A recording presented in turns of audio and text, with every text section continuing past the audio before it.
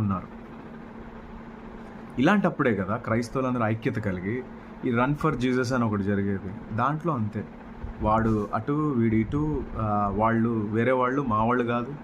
అరే అందరం మనం యేసుక్రీస్తుని ఆరాధిస్తున్న వాళ్ళమే కదా, క్రైస్తవులమే కదా, క్రీస్తుని వెంబడిస్తున్న వాళ్ళమే కదా.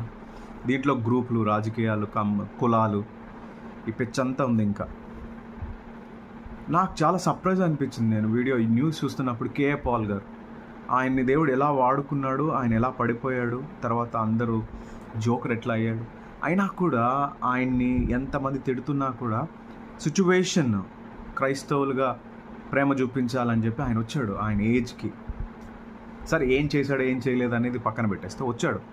కొంతమందికైనా ధైర్యాన్ని ఇచ్చాడు, ధైర్యం చెప్పాడు ఆయన వచ్చి.